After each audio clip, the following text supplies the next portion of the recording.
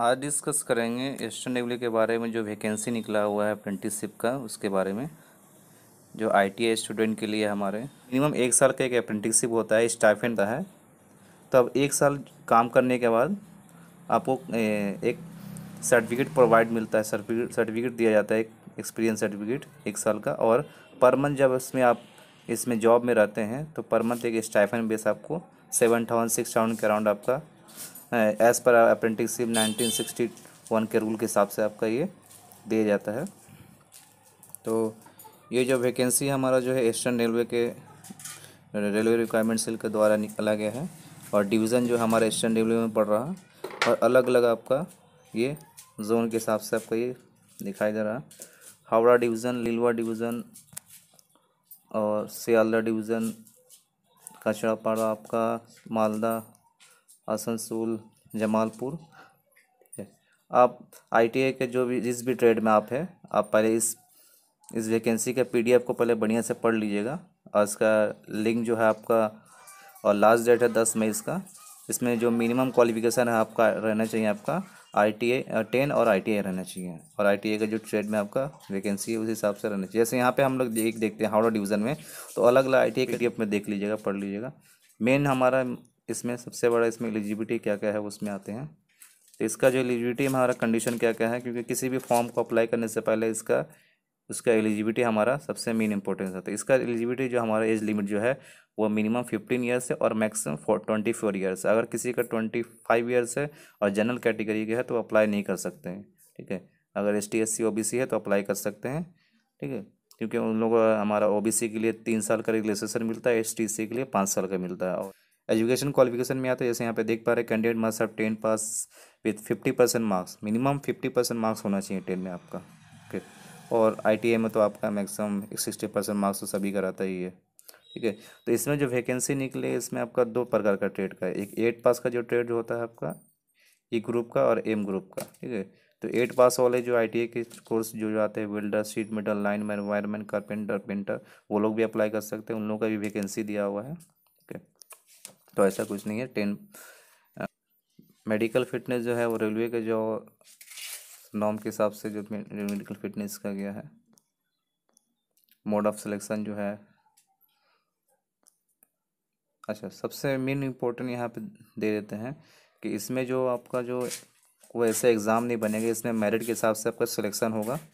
और उस मेरिट के हिसाब से आपको कॉल लेटर आपका मेल आईडी में और मैसेज के द्वारा आपको इन्फॉर्म किया जाएगा कि आपका यहाँ पे आपका इस अप्रेंटिसशिप जोन में आपका ज्वाइनिंग हो रहा है, ठीक है। इसमें आपका, तो इसमें मेरिट के हिसाब से आपका इसमें एडमिशन है, यहाँ पे आपका इसका एडमिशन आपका होगा।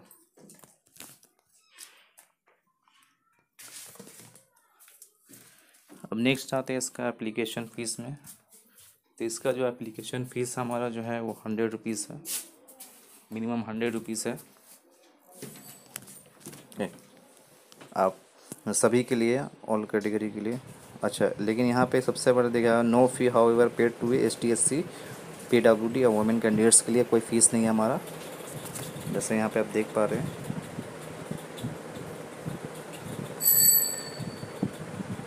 यहाँ पे आप देख पा रहे हैं, ओके। तो ये ध्यान रखिएगा। और हाउ टू अप्लाई जो है, अप्लाई करने का जो आजकल जो प्रोसेस है आपका,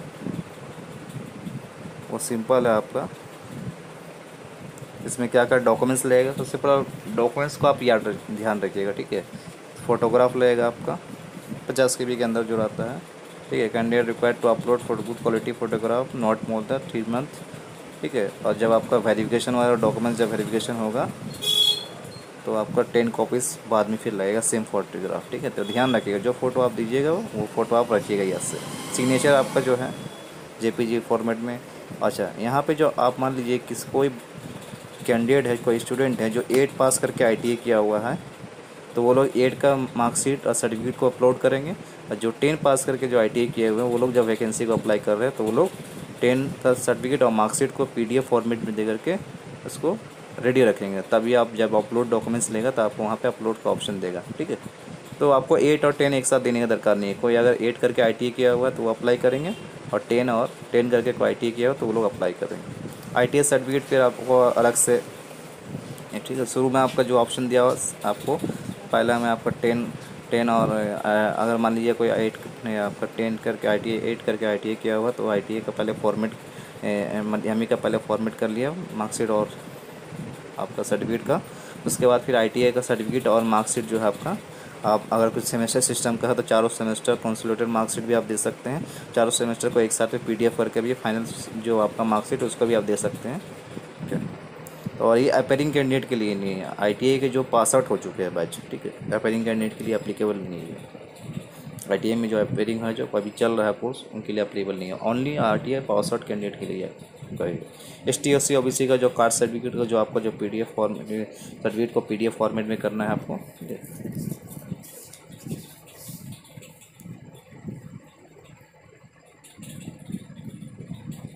अच्छा, यहाँ पे सबसे बड़ा एक थोड़ा सा एक ध्यान में रखिएगा आप, जब आप डॉक्यूमेंट्स जब आप अपलोड कीजिएगा तो ST SC OBC के लिए EWS के लिए अलग एक फॉर्मेट आता है, ठीक है, जिसमें आपका सेंट्रल गवर्नमेंट के हिसाब से एक फॉर्मेट होता है। OBC ST EWS का अलग एक फॉर्मेट होता है। वो फॉर्मेट को आपको कॉपी को आपका सर्टिफिकेट के साथ का आप डिस्ट्रिक्ट ऑफिस में आपको जाकर के साइन करवाना होता है, ठीक है। तो इसका एक फॉर्मेट आपका जैसे OBC के लिए ऐसा एक फॉर्मेट आता है, आपका ST SC के लिए फॉर्मेट ये है। ये फॉर्मेट आपका इसी के PDF में आपका मिल जाएगा।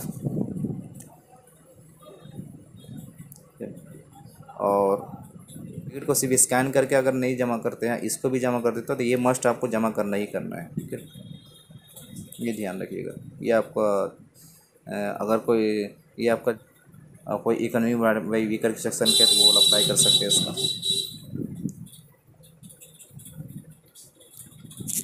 अब आते हैं तो यहाँ पे सबसे पहले आपका ऐसा खुलेगा, ध्यान रखिएगा। देखिए मैंने आपको ये आप ट्रेड चूज़ कीजिएगा, सिलेक्ट ट्रेड। आपका जो ट्रेड है वो ट्रेड को आप चूज़ कीजिएगा। उसके बाद कंटिन्यू कीजिएगा। जैसे ही कंटिन्यू कीजिएगा उसके बाद आपका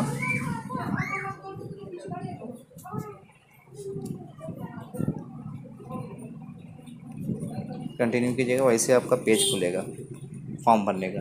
फॉर्म भरने समय आप ध्यान रखिएगा अपना डिटेल्स वगैरह सही से भरिएगा, ठीक है।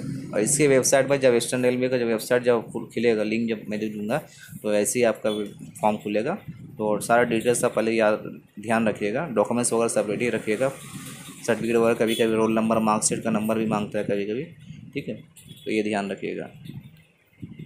जैसे यहाँ पे देख पा रहे हैं आपका रोल नंबर 10 का, आपका 8 का रोल नंबर, अगर मार्कशीट है सर्टिफिकेट है सब पर्सनल आए आप, तो दोनों आपको देने लगाना है। अगर कोई 8 करके ITI पर अप्लाई कर रहा है तो उसका सिर्फ 8 के लिए लगेगा, आपका 10 के लिए तो ITI सर्टिफिकेट नंबर, आपका ITI मार्कशीट कितने क्या है मार्कशीट ये आपका फाइनल में आपका कंटिन्यू सबमिट। ये ध्यान रखिएगा आप कि डॉक्यूमेंट्स को पहले से पेज है आपका, जैसे कि देख पा रहे हैं यहाँ पे आप।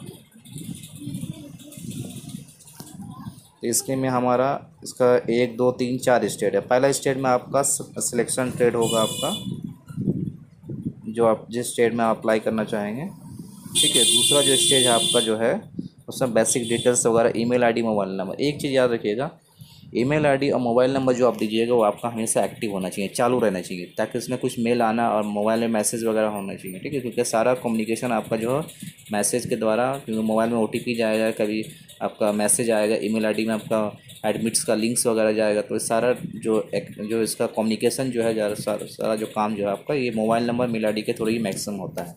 तो ये आपका ये ध्यान रखना है।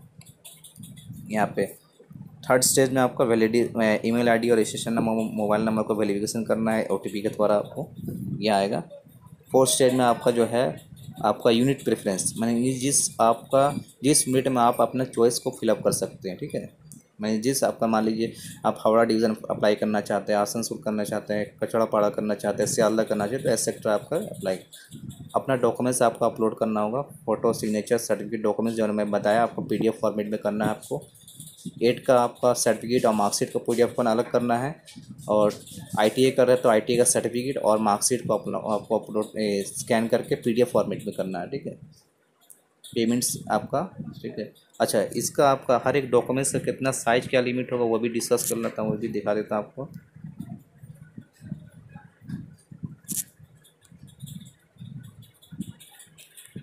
देखिए आपका जो आपका साइन वगैरह जो रहेगा, जो स्कैन कॉपी जब पासपोर्ट साइज फोटोग्राफ रहेगा वो आपका 10 मैक्सिमम 50 के भी होना चाहिए।